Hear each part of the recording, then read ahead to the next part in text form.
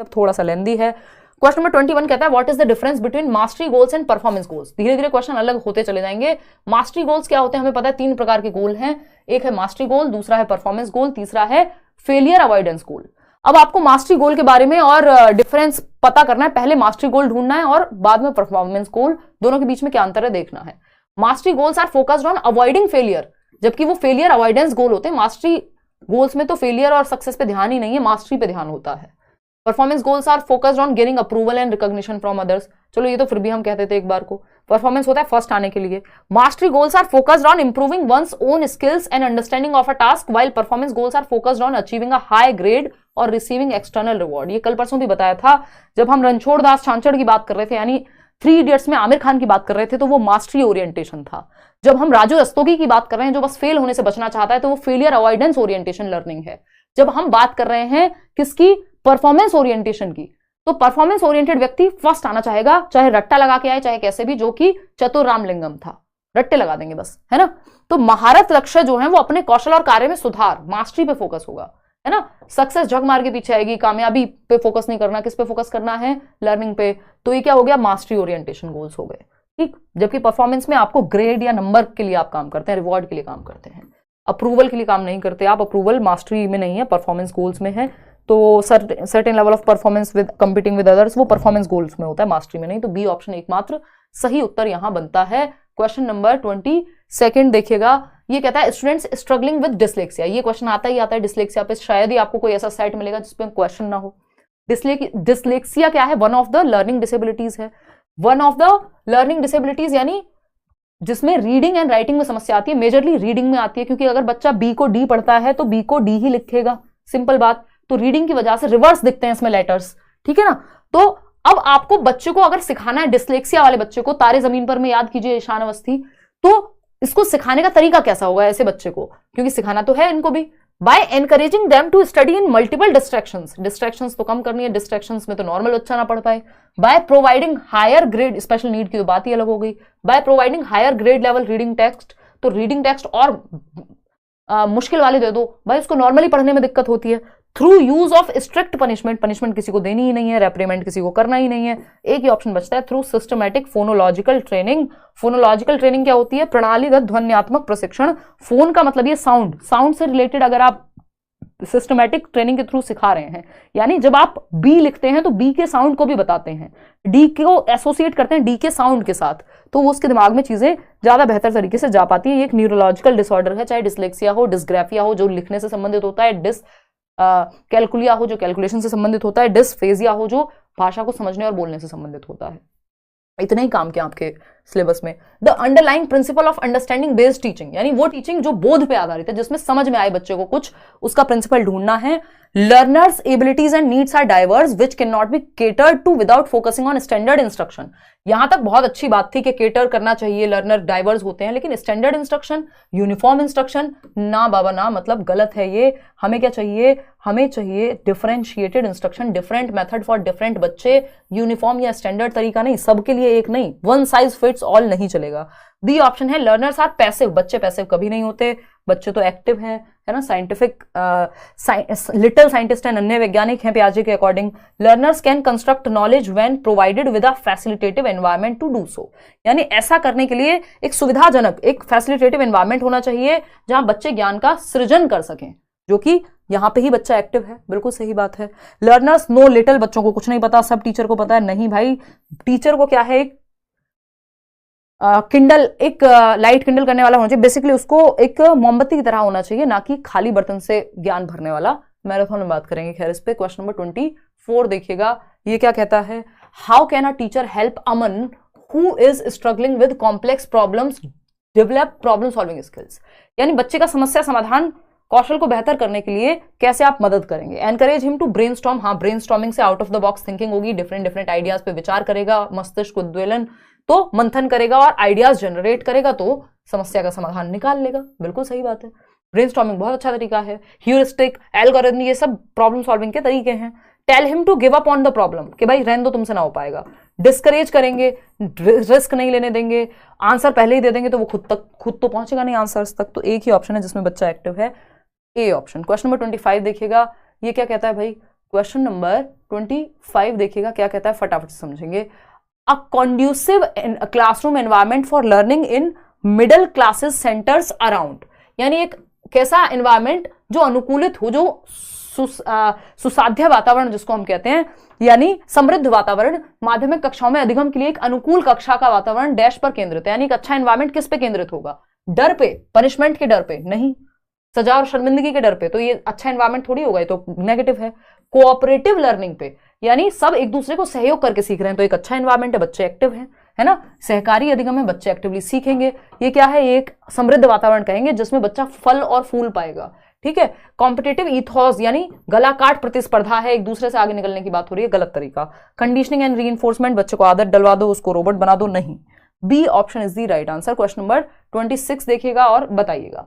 Question number 26 क्या कहता है भाई? एक असर्शन है, teachers should ask students to identify their own examples and non examples of the concept for strengthening the concept, यानी शिक्षकों को बच्चों के एग्जाम्पल्स और नॉन एग्जाम्पल्स, एग्जाम्पल क्या होते हैं जो डायरेक्ट उस चीज के बारे में बात कर रहे हो, नॉन एग्जाम्पल क्या होते हैं जो इनडायरेक्टली उस चीज को और क्लैरिफाई करते हैं, कि जब मैंने बताया कि बर्ड ये होती है, उसकी ये लक्षण होते हैं, ये बर्ड्स हैं, और फिर मैं बता रही हूं कि ये हेलीकॉप्टर है जो एक बर्ड नहीं है, दिखता है उसके जैसा, मतलब उससे रिलेटेड वो चीज और क्लैरिफाई हो रही है कि बर्ड क्या नहीं है, और डायरेक्ट एग्जाम्पल तो बता ही रहे हैं कि बर्ड क्या है, तो क्लैरिफिकेशन के काम आते हैं गैर उदाहरण, ये भी जरूरी होते हैं सीखने में। तो ये सही बात है, स्ट्रेंथन करते हैं कॉन्सेप्ट को, ठीक है ना।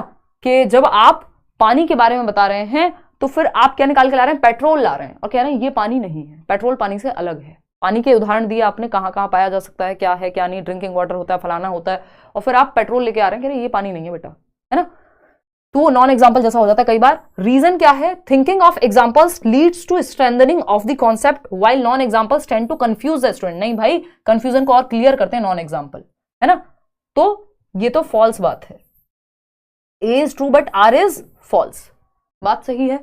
चलिए 45% लोग ही इसका सही उत्तर दे पा रहे हैं। क्वेश्चन नंबर 27 ये क्या कहता है, फटाफट से देखेंगे।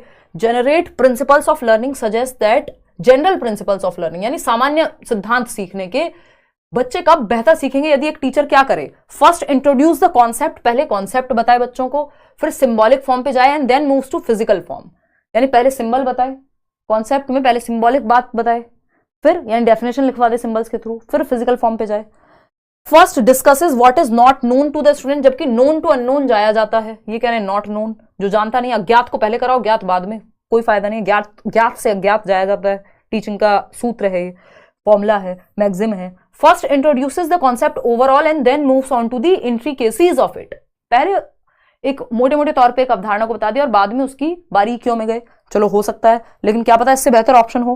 First discusses the concepts in terms of logic and reasoning and then grants opportunity to verify the ideas, यहां पे बच्चा ज्यादा एक्टिव होगा, सिंपल रूल फॉलो होता है पूरी पेडागोजी में, बच्चा जहां ज्यादा एक्टिव है। भाई पहले आपने कॉन्सेप्ट को डिस्कस किया और पहले तर्क और कारण के संदर्भ में अवधारणाओं पर चर्चा करें और फिर विचारों को सत्यापित करने का अवसर दें। पहले अपॉर्चुनिटीज आप बाद में दें उसको वेरीफाई करने के, पहले लॉजिक और रीजन के बेसिस पे चर्चा हो रही है क्लासरूम में, ठीक है ना। तो इन सबसे बेहतर है वो, है ना। आगे बढ़ते हैं क्वेश्चन नंबर 28। क्वेश्चन नंबर 28 देखिएगा। When a teacher leads the child to the correct answer through various prompts rather than mere explanation, जब एक शिक्षक या एक शिक्षिका बच्चे को व्याख्यान देने के बजाय अलग अलग इशारे देकर सही उत्तर की तरफ लेके जा रही है कि अच्छा से याद करो, भारत की राजधानी कौन सी है, अच्छा इंडिया गेट कहां पे है, मान लो बच्चे को दिल्ली नहीं याद आ रहा, पूछा है क्वेश्चन में कि कैपिटल ऑफ इंडिया क्या है, तो अब वो याद नहीं कर पा रहा है कि भाई दिल्ली है, नई दिल्ली है, व्हाटएवर, तो वो याद नहीं कर पा रहा आसपास की बात, तो हम उसको कह रहे हैं कि अच्छा इंडिया गेट कहां पे बच्चों, है ना। अच्छा आपने सुना है गोल्डन टेम्पल बोलने वाली थी, लोटस टेम्पल कहां पे है ना। अच्छा आपने ये तो सुना ही होगा हमारी संसद कहां है। तो ये क्या कर रहे हैं, हम क्यूज दे रहे हैं, बच्चों को हिंट दे रहे हैं कि वो सही आंसर तक पहुंच पाए, सीधा आंसर नहीं दे रहे हैं, है ना, सीधा आंसर नहीं दे रहे हैं। तो इसमें क्या होगा, आप क्या कर रहे हैं, यहां पे क्यूज दे रहे हैं, इसको प्रॉम्प्ट देना भी कह सकते हैं, इशारे कह सकते हैं, क्यूज कह सकते हैं, हिंट्स कह सकते हैं, है ना। हाफ सॉल्व प्रॉब्लम हो सकता है कि एक स्टेप सॉल्व कर दिया टीचर ने, अगर मैथ्स में बच्चा अटका है, आगे का खुद सॉल्व करेंगे आप, यानी टेम्परेरी हेल्प, याद आ रहे हैं ना वाइगॉस्की, तो स्कैफोल्डिंग कहलाती है ये, टेम्परेरी हेल्प, पाड़ मचान जो आप कहना चाहें, कि जहां बच्चे को दिक्कत हो रही है हम उसको हिंट दे रहे हैं, क्यूज दे रहे हैं, उसको प्रॉम्प्ट्स दे करके उत्तर तक पहुंचने दे रहे हैं, ना कि सीधा उत्तर बता दे रहे हैं। है ना। तो बच्चे को एक्टिव रखना है। डायरेक्ट इंस्ट्रक्शन होता है सीधा सीधा बता के अपनी मर्जी से भर दो दिमाग में। कंडीशनिंग और रीइंफोर्समेंट कोई सही तरीका है नहीं पढ़ाने का। क्वेश्चन नंबर 29 देखिए, assessment should not be undertaken, यानी मूल्यांकन किस उद्देश्य से नहीं किया जाना चाहिए, यानी मूल्यांकन को हम क्यों ना करें। असेसमेंट जांचना, मान लीजिए आप पोल में जवाब दे रहे हैं, तो अगर मैं कहूं अरे आपको कुछ नहीं आता यार, सारे जवाब गलत ही देते रहते हो, तो ये गलत तरीका है ना। कभी कभार कह दिया कि ठीक है यार देख लो, है ना। कभी हम मजाक में कह देते हैं अरे यार पानी वानी ढूंढ लो थोड़ा, कितना गलत, कितने आसान क्वेश्चन को गलत कर दिया है। तो वो एक ठीक है, वो आप प्राइमरी क्लास में ये बात नहीं कह सकते बच्चे को, ठीक है ना। और दूसरी बात, असेसमेंट किस लिए नहीं होना चाहिए, ये इसलिए नहीं है कि नंबर कितने आए। मैं अगेन आपको मॉक टेस्ट के लिए भी यही बोल रही हूं आजकल कि इस बात पे फोकस मत करो कि मॉक टेस्ट में नंबर कम आ रहे हैं कि ज्यादा आ रहे हैं। ज्यादा आ रहे हैं ठीक है, खुश रहो, लेकिन आपका फोकस जो है इस बात पे होना चाहिए कि आपके नंबर ज्यादा आ रहे हैं तब भी आप एनालाइज करें गलती कहां हो रही है, कौन से टॉपिक्स को कितने बेहतर से रिवाइज कर लें, पढ़ कितना ज्यादा से ज्यादा लें, है ना। नंबर कम आ रहे हैं तब भी कितना ज्यादा से ज्यादा समझ लें, फीडबैक से पता लगे कि कहां इंप्रूवमेंट की जरूरत है। और एक चीज मॉक टेस्ट से एक फीडबैक और मिल जाए कि क्या हम 2.5 घंटे का पेपर टाइमली सॉल्व कर पा रहे हैं या नहीं कर पा रहे हैं। तो ये चीजें क्या है, ये असेसमेंट किसके लिए नहीं होना चाहिए। रेडीनेस लेवल ऑफ चिल्ड्रन, के बच्चे कितने तैयार हैं सीखने के लिए, ये तो सही बात है। इससे पता लगता है कि आप कितने तैयार हैं सीखने के लिए, आगे कैसे सिखाया जाना है, या अभी कितना आता है आपको, हेल्प मिलेगी इस बात को जानने में कि कितना रेडनेस है, कहां तक सीखने के लिए तैयार हैं आप। To reflect upon and modify teaching learning, अगर मेथड्स में कुछ परिवर्तन करने की जरूरत है, किसी चीज को दोबारा से दूसरे तरीके से समझने की जरूरत है, तो वो भी आप रिफ्लेक्ट कर सकते हैं, उस पर भी आप विचार कर सकते हैं, प्रकाश डाल सकते हैं, सोच सकते हैं उस पर। To induce fear and stress of learning among learners, ये एकदम खराब तरीका है कि बच्चे में भय भर देना कि अच्छा हाय रे तुम्हारे तो इतने नंबर कम है, क्या करोगे तुम। कई टीचर्स क्या करते हैं, खतरनाक इधर उधर से टेढ़े मेढ़े क्वेश्चंस जोड़ जाड़ के करा देंगे और फिर कहेंगे अच्छा अगर इस टेस्ट में तुम्हारे, है ना, 20 नंबर भी नहीं आए हैं तो तुम तो गए भाई, तुम्हें नहीं आता कुछ भी। ये क्या है, फियर एंड स्ट्रेस इंड्यूस करने का तरीका है। तो एग्जाम का जो पर्पज है या असेसमेंट का, आकलन का पर्पज डर नहीं पैदा करना है, भय नहीं पैदा करना है, इंप्रूवमेंट लाना है, फीडबैक लाना है, मॉडिफिकेशन या बेहतर रिफ्लेक्शन के लिए किया जाना चाहिए। To support and improve children's learning, बिल्कुल, कि बच्चे की लर्निंग को आप सपोर्ट कैसे करेंगे, इंप्रूव कैसे कराएंगे, फीडबैक मिलेगा टीचर को भी और बच्चे को भी। Hindi English pedagogy same topic है ये सब में, ठीक है जी। तो ये क्या हुआ, सी ऑप्शन। बच्चों में डर और सीखने का तनाव पैदा करना मूल्यांकन का उद्देश्य नहीं है, और यही गलत है, और सही भी यही है क्योंकि जो पूछा है वही, क्योंकि पूछा ही गलत है ना। तो व्हाटएवर हमारा डायलॉग रहता है। चलिए क्वेश्चन नंबर 30 देखिए, आज में नींद में थोड़ी कमी है इसलिए कुछ का कुछ बोल रहे हैं। क्वेश्चन नंबर 30 देखिएगा, during a class test a teacher finds that most of the students have responded incorrectly to a concept based question. एक कॉन्सेप्चुअल क्वेश्चन है, कोई कॉन्सेप्ट है मान लीजिए, और वो कॉन्सेप्ट के बारे में जब बच्चों से पूछा जा रहा है क्लास टेस्ट में, क्लास टेस्ट किसका उदाहरण है बताओ, एफए का कि एसए का। फॉर्मेटिव असेसमेंट है या असेसमेंट फॉर लर्निंग है कि असेसमेंट ऑफ लर्निंग है, बताओ फटाफट से। क्लास टेस्ट किसका उदाहरण है, अब तो आप पहले यही बताओ। इनको पोल दो, इनको पोल दो, मैं ऑप्शन दे रही हूं। Class test is an example of, है ना, पूरा नहीं लिख रही हूं, क्लास टेस्ट सीटी लिख देती हूं। Class test is an example of, class test जो कक्षा में कभी भी टीचर सरप्राइज टेस्ट वगैरह नहीं ले लेते, तो सीटी is an example of what, example of, first option is assessment, assessment for learning, for learning, assessment, assessment of learning. चलो आपको दो ही एग्जांपल दिए, बताओ फटाफट से किसका उदाहरण है, ए और बी, सिंपल दे दो बोल, बताओ फटाफट से, थोड़ी नींद खुलेगी आपकी। हाँ क्या लिख दिया था, कोई बात नहीं जो भी लिखा है। अच्छा अच्छा तो कोई नहीं, स्टार्ट पोल का ऑप्शन नहीं आ रहा क्या, कोई नहीं दोबारा से लगा दो ना इसे। देखो एक बार फटाफट से बताओ कि क्या जवाब होगा। क्लास टेस्ट किसका एग्जाम्पल है, क्लास में टेस्ट ले लिया आपने एज अ टीचर, किसका एग्जाम्पल है। और टर्म एंड टेस्ट किसका एग्जाम्पल है, टर्म एंड टेस्ट है तो वो किसका एग्जाम्पल होगा, बताओ फटाफट। एफए का कि एसए का, असेसमेंट फॉर लर्निंग का कि ऑफ लर्निंग का। पहले ये वाला क्वेश्चन का जवाब देना है ना, ये मत कह देना हम तो इसका दे रहे थे जब गलत हो जाए तो, इतना चालाक नहीं बनना है। असेसमेंट फॉर लर्निंग का बिल्कुल सही बात है। देखो जहां पे भी एक्टिविटी या शॉर्ट में फीडबैक के लिए जो काम हो रहा हो वो फॉर लर्निंग है, जो जजमेंट के लिए थोड़ा सा एंड की तरफ हो जाकर के काम हो रहा हो, पेन पेपर टेस्ट पे ही पूरा फोकस्ड हो, वो टर्म एंड क्या हो जाएगा, असेसमेंट ऑफ लर्निंग हो जाएगा, है ना। बोर्ड एग्जाम्स क्या है, असेसमेंट ऑफ लर्निंग है, जब प्री बोर्ड्स हैं वो असेसमेंट फॉर लर्निंग है, ठीक है जी। तो खैर ये एक बात हो गई, और प्री बोर्ड्स भी एक तरह का है तो समेटिव ही, बट क्योंकि हम उसको फीडबैक की तरह ही ले रहे हैं, तो एक्टिविटी फील्ड ट्रिप हो, क्लास टेस्ट हो, ये सारी चीजें जो हैं वो आपकी फॉर लर्निंग ही है। तो आपसे पूछा क्या है, during a class test our teacher finds that most of the students जो है गलत जवाब दे रहे हैं, किसी कॉन्सेप्ट के बारे में समझ नहीं पाए हैं। बच्चों को डांटेंगे, डांटना आपका अधिकार है ही नहीं। राइट टू एजुकेशन एक्ट साफ साफ मना करता है, नो कॉर्पोरल पनिशमेंट, नो बच्चे को मुर्गा मुर्गी बनाना। Call the parents and complain that the children are not studying, ये एकदम तरीका नहीं है सही। आपको देखना है आप मेथड में क्या परिवर्तन करें। बच्चे में कमियां निकालने से, पेरेंट्स को बुलाने से, उसको डांटने से, फटकारने से तरीका नहीं है सही। बेशक हमारे और आपके साथ ये हुआ हो स्कूल्स में, बट ये आइडियल तरीका नहीं है। Make the students write the answers to the questions multiple times, ये बार बार लिखना, 100 बार लिखो, 50 बार लिखो, रिपीट करो, ड्रिल एंड प्रैक्टिस, ये एकदम नेगेटिव तरीके हैं। इससे रट्टाफिकेशन को बढ़ावा मिलता है, ना कि मीनिंगफुल लर्निंग को।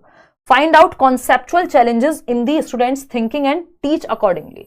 भाई आपको फाइंड आउट कॉन्सेप्चुअल चैलेंजेस, बच्चे को कॉन्सेप्ट समझने में चुनौतियों का सामना कहां करना पड़ा है, इसीलिए तो बच्चे गलत जवाब दे रहे हैं। तो उनके कॉन्सेप्ट में कहां प्रॉब्लम है, उस पर फोकस करना है और उसको दोबारा से समझाना है या नए तरीके से समझाना है, ताकि बच्चे समझ पाए। अगर ज्यादातर बच्चे क्लास में फेल हो रहे हैं, इसका मतलब सिस्टम में दिक्कत है, आपको अपने मेथड में परिवर्तन करने की जरूरत है, ना कि बच्चों में। क्वेश्चन नंबर 31 देखिएगा, विच of the following statement is true about inclusive education, समावेशी शिक्षा के बारे में कौन सी बात सही है, यानी सबको साथ लेके चलना है। It is a system of education wherein students with and without disability learn together, यानी ऐसा नहीं है, इंक्लूसिव एजुकेशन का मतलब ये नहीं है कि स्पेशल नीड वाले बच्चे ही सीख रहे हैं। हर तरह के बच्चे, चाहे वो नॉर्मल बच्चे हो, दिव्यांग बच्चा हो, चाहे वो नॉर्मल एक एवरेज बच्चा है या गिफ्टेड बच्चा है, हर तरह का बच्चा है, यहाँ नॉर्मल और स्पेशल दोनों बच्चे हैं। तो ये इंक्लूसिव एजुकेशन है। एजुकेशन फॉर ऑल इसका एक क्या कहेंगे हम, थीम है, एजुकेशन फॉर ऑल, सभी के लिए शिक्षा, सभी के लिए शिक्षा, फॉर ऑल। तो हम ये नहीं कहेंगे कि विदाउट डिसेबिलिटी, हाँ सही है। It is about ensuring participation of all children while removing exclusion, discrimination, barrier to learning and participation, जो भी बहिष्करण, भेदभाव, भागीदारी में किसी भी तरह की कोई बाधा है उसको हटा के हर बच्चे को इंक्लूडेड फील कराएं, बात सही है। It views differences between children and adults as hindrances, देखिए डाइवर्सिटी ऑब्स्टेकल नहीं होती, हिंड्रेंस नहीं होता, डिफरेंस रुकावट नहीं होती, बैरियर नहीं होता। यहाँ हिंड्रेंस लिखा हो, बैरियर लिखा हो, समझ जाओ गड़बड़ है, इसको तो हमें रिसोर्स की तरह यूज करना है। तो फर्स्ट और second is the right answer, जो कि हमें फर्स्ट ऑप्शन में दिए हुए हैं और आप लोग सही जवाब दे भी रहे हैं। आगे बढ़ेंगे, थर्ड गलत है। क्वेश्चन नंबर 32 देखिए एक बार, 32 क्या कहेगा फटाफट से बताइए एक बार। ये कहता है, देखिए जरा कवि क्या कहता है। क्वेश्चन नंबर 32 कहता है, in a classroom of diverse children, यानी विभिन्नताओं वाले बच्चे हैं, विविध बच्चे हैं, विविध बच्चों की कक्षा में, with children from disadvantaged communities, यानी वो बच्चे जो अलाभान्वित वर्ग से आते हैं, अलाभान्वित या हाशिए पर हैं किसी भी आधार पर, या तो समाज ने उनको अलग थलग रखा है, उनके जाति के आधार पे, उनकी आर्थिक स्थिति के आधार पे, उनके रंग के आधार पे, उनकी भाषा के आधार पे, किसी भी आधार पे उनको अलग थलग रखा है। तो ऐसे बच्चों को कैसे इंक्लूड करेंगे? Totally ignore the individual differences, ignore ही कर देंगे। अगर इंडिविजुअल डिफरेंसेस यानी व्यक्तियों में विभिन्नता होती है, सारे बच्चे अलग अलग होंगे, इंटरेस्ट में, एप्टीट्यूड में, एटीट्यूड में, अगर हम ये कहेंगे इग्नोर ही कर दें हम इस बात को, तो फिर तो आप रोबोट बना देंगे बच्चों को। इग्नोर नहीं करना, एम्ब्रेस करना है, लिख लीजिए कहीं, एम्ब्रेस द इंडिविजुअल डिफरेंसेस, ना कि इग्नोर करना है। इंडिविजुअल डिफरेंसेस अपना आप में एक टॉपिक भी है आपका, साथ लेके चलना है आपको। Work towards eliminating all cultural differences, सांस्कृतिक विभिन्नताएं खत्म कर देंगे, एलिमिनेट ही कर देंगे, एलिमिनेट थोड़ी करना है। शर्म नहीं आ रही है ये जो सेकंड ऑप्शन चूज कर रहे हो 42% लोगों, क्या कर रहे हो भाई? हैं, कमाल कर दिया यार, हैं? इतना आसान क्वेश्चन। हाशिए पर समुदाय से आने वाले बच्चे जो हाशिए पर हैं, बेसिकली ऐसे समुदाय से आ रहे हैं, उनको शामिल करना है, तो क्या करना चाहिए? सभी सांस्कृतिक भिन्नताएं मिटाने के लिए कार्य करना चाहिए। सरकार, सांस्कृतिक विभिन्नताएं मिटानी नहीं होती, यूनिटी इन डाइवर्सिटी, विभिन्नताओं के बावजूद सिखाना है। मिटा देंगे तो क्या बन जाएंगे? रोबोट्स बन जाएंगे। संस्कृति अलग अलग थोड़ी खत्म कर देंगे सबकी संस्कृति, है ना, कि सब एक धर्म को मानो, सब एक भाषा बोलो, सब एक तरह के कपड़े पहनो, ये करेंगे नहीं। Recognise that differences are not deficits, बिल्कुल सही बात है, C option is the right answer. यह मानना चाहिए कि विभिन्नताएं कमियां नहीं है, डिफरेंसेस कमियां नहीं है। एक बच्चा जिसकी हाइट ज्यादा है, एक बच्चा जिसकी हाइट कम है, ये कोई कमी नहीं हो गई है। या एक बच्चा जो पंजाबी बोलता है, दूसरा बच्चा जो इंग्लिश बोलता है, वो डिफरेंसेस जो है वो डेफिसिट्स नहीं है, ब्यूटी ऐड करते हैं डिफरेंसेस, नहीं तो सब एक जैसे हो जाएंगे, रोबोट्स बन जाएंगे। तो विभिन्नता में एकता की बात करनी है। डिफरेंसेस यानी जब हम विभिन्नता को, चाहे वो महिलाओं और पुरुषों के कॉन्टेक्स्ट में हो, जब हम ये कहें कि नहीं तुम महिलाएं क्या है भाई, तुम डेफिसिट हो, कमजोर हो, और पुरुषों को कहें नहीं तुम इधर हो, तुम ऊपर हो, जबकि सच ये है कि हम सारे ही इंडिविजुअल्स हैं, कुछ सब में कुछ कमियां होंगी, कुछ विशेषताएं होंगी, हमारे अंदर डिफरेंसेस हैं, उनको एम्ब्रेस करना है, ना कि उनको कमियों की तरह देखना है। ठीक है, तो सी ऑप्शन सही है। Identify children who can learn and focus on them only, यानी उन्हीं बच्चों को देखो जो सीख सकते हैं। भाई सारे बच्चे सीख सकते हैं, ये क्या होता है जो सीख सकते हैं? तो C option is the right answer. Speed बढ़ा देते हैं, डोंट वरी है। क्वेश्चन नंबर 33 देखिए, which of the following would promote learning in an inclusive classroom? Learning को प्रमोट कैसे किया जाएगा इंक्लूसिव क्लासरूम में? कॉम्पिटेटिव ईथॉस बिल्कुल खराब तरीका है। प्रतिस्पर्धात्मक संस्कृति है, ऐसा कल्चर बना दो क्लासरूम में, तुम्हें शर्मा जी के बेटे से बेटर आना है, तुम्हें वर्मा जी की बेटी से बेटर आना है, इससे आगे बढ़ो, उससे आगे बढ़ो। बच्चे को लगे मेरा जीवन जो है कंपीट करने के लिए ही मैं पैदा हुआ हूं, बस इससे आगे उससे आगे। वो अपने दोस्तों में भी कभी खुश ना रह पाए, क्योंकि उसको कंपटीशन की लगी रहती है ना। वो कभी खुशी नहीं होता दूसरे के लिए, है ना, और ना अपनी क्षमताओं पे ध्यान देगा। उसका ध्यान सारा इस बात पे होगा कि मैं दूसरे से आगे कैसे निकलूं, बजाय कि खुद से आगे कैसे निकलूं, है ना। तो ये क्या हुआ, बच्चे की खुद की ही जो उसका बेसिकली रिकॉर्ड है या फिर जो भी उसकी लर्निंग की प्रोग्रेस है, उससे आपको बेहतर करना है कि जो प्रीवियस रिकॉर्ड है उससे वो बेहतर हुआ है कि नहीं हुआ है, कल से आज समझ बेहतर हुई है कि नहीं हुई, है ना। आपस में नहीं, कंपटीशन खुद से। कोलैबोरेटिव लर्निंग, यानी सब मिलकर के सीख रहे हैं, कोलैबोरेट कर रहे हैं, एक दूसरे की सहायता ले रहे हैं, सहायता कर रहे हैं, ये एक अच्छा माहौल है, समावेशी शिक्षा है ये। स्टैंडर्डाइज्ड इंस्ट्रक्शन नहीं, डिफरेंशिएटेड इंस्ट्रक्शन। स्टैंडर्डाइज्ड यूनिफॉर्म बिल्कुल खराब। रिजिड असेसमेंट स्ट्रेटजीज नहीं, फ्लेक्सिबल, लचीलापन चाहिए, डिफरेंट तरीके से सिखाएं, डिफरेंट तरीके से आकलन करें, कोई एक सिंगल तरीका थोड़ी है। तो B option is the right answer, सहयोगात्मक अधिगम। क्वेश्चन नंबर 34 देखिएगा, फटाफट से समझिए क्या कहता है question number 34। Which of the following are effective accommodations in the classroom environment as per the needs of students with locomotor disability? वो बच्चे लोकोमोटर डिसेबिलिटी में क्या होता है, मूवमेंट में दिक्कत आती है, चलने फिरने, दौड़ने, भागने, हड्डियों से रिलेटेड समस्या होती है ना। व्हील चेयर पे या बैसाखियों पे अगर बच्चा है तो संभावना है कि लोकोमोटर डिसेबिलिटी उसको होगी। इनको कैसे एकोमोडेट करें इन बच्चों को जिनको गतिक समस्याएं हैं, गति करने में, चलने फिरने में दिक्कत है? Provision of barrier free environment, ये आपका आरपीडब्ल्यूडी एक्ट भी कहता है कि बैरियर फ्री एनवायरनमेंट रखो, यानी आप मेट्रो में सफर कर रहे हैं, चाहे आप ट्रेन में, यानी पब्लिक ट्रांसपोर्ट से लेके जो पब्लिक बिल्डिंग्स हैं, इवन हॉस्पिटल से लेके स्कूल तक, वो बैरियर फ्री होने चाहिए। अगर एक बच्चा है जो दिव्यांग है, जो व्हील चेयर पे है, वो भी वहां जा पाए, वहां रैंप हो, लिफ्ट हो, इंफ्रास्ट्रक्चरल चेंज हो, बैरियर ना बने एनवायरनमेंट बच्चे के लिए। आप पासपोर्ट बनवाने गए और पासपोर्ट ऑफिस में सिर्फ सीढ़ियां ही हैं और आप चल नहीं सकते हैं या बैसाखियों से चलते हैं, तो आपके लिए दिक्कत है। इसका मतलब वो बैरियर फ्री एनवायरनमेंट नहीं है, बैरियर फुल एनवायरनमेंट है वो। ठीक, तो बैरियर फ्री एनवायरनमेंट होना चाहिए, बिल्कुल सही बात है। Ensure free movement by placing furniture in less restrictive manner, बिल्कुल सही बात है कि जो मेज कुर्सी है वो ऐसे ना लगाई जाए क्लासरूम में कि वो बैरियर बने बच्चे के लिए मूवमेंट में इधर से उधर, क्योंकि उसको वैसे ही दिक्कत है, व्हील चेयर पे आ रहा है मान लो, या चलने में दिक्कत होती है, या एक स्टिक से चलता है, या फिर एक बेसिकली बैसाखियों से चलता है, तो उस पर दिक्कत होगी उसको। तो एक ऐसा एनवायरमेंट, सेटिंग ऐसी होनी चाहिए कि मूवमेंट में दिक्कत ना हो, ठीक है ना। Follow multiple methods of assessment, यानी इनके आकलन के भी डिफरेंट तरीके हो सकते हैं, सब बच्चों को एक तरह से आकलन क्यों करना है आपको? तीनों बातें सही है, तो fourth option is the right answer over here, जो कि आप लोग 55% लोग सही उत्तर दे भी रहे हैं। आगे बढ़ते हैं क्वेश्चन नंबर 35 पे। Again typical indicators of creativity, रचनात्मकता की, यानी कुछ नया, कुछ डिफरेंट करना। क्रिएटिविटी किससे जुड़ी हुई है? डाइवर्जेंट थिंकिंग, डीसी साथ जाता है, सीसी नहीं। कन्वर्जेंट थिंकिंग इंटेलिजेंस से जुड़ी हुई है, जबकि डाइवर्जेंट थिंकिंग क्रिएटिविटी, यानी अपसारी चिंतन जो है, दिशाओं में सोचना, ओपन एंडेड सोच, ब्रेनस्टॉर्मिंग, ये सब क्रिएटिविटी से जुड़े हुए हैं। तो क्रिएटिविटी के लक्षण पहचानने, नीड फॉर रिपीटेड प्रैक्टिस, यानी बार बार अभ्यास, ड्रिल, 2 एकम 2, 2 दूनी 4, 50 बार लिखो, एकदम खराब तरीका है, इससे कुछ नया निकल के नहीं आएगा, वही चीज रिपीट होती रहेगी। तो यहाँ पे क्रिएटिविटी का ये लक्षण है कि बार बार रिपीटेड प्रैक्टिस करते रहो। इनेबिलिटी टू कॉन्सेंट्रेट, ध्यान केंद्रित करने में असमर्थता, जबकि ऐसा नहीं है भाई, क्रिएटिव बच्चे का ध्यान केंद्रित हो पाएगा, वो किसी एक प्रॉब्लम के सॉल्यूशन तक पहुंचेगा। रिस्क टेकिंग, हाँ ठीक है कि भाई कई बार आप जोखिम उठाते हैं कुछ नया करने के लिए। फ्लेक्सिबिलिटी, एक थॉट काम नहीं किया, दूसरा विचार, तीसरा आइडिया, चौथा आइडिया, पांचवा आइडिया। इंटॉलरेंस फॉर बोर्डम, यानी बोरियत के लिए असहिष्णु होते हैं, कि बोर्डम की जगह नहीं, बोर होके पड़े हुए हैं, है ना, कुछ नया सोचेंगे, कुछ डिफरेंट सोचेंगे, वो बेचैनी थोड़ी होती है। तो फर्स्ट सेकंड थर्ड कहीं ऑप्शन में दे रखा है कि नहीं?